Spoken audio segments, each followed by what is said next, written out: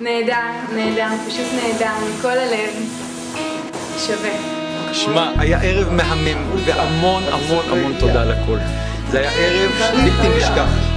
אני באמת רוצה להגיד לך, באמת מכל הלב, אני ציפיתי שיהיה יפה, לא ציפיתי שיהיה כל כך יפה.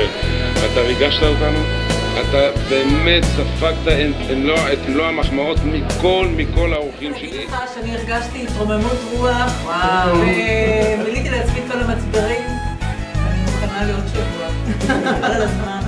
זה היה אחד הערבים הכי מוצלחים שהיו לנו.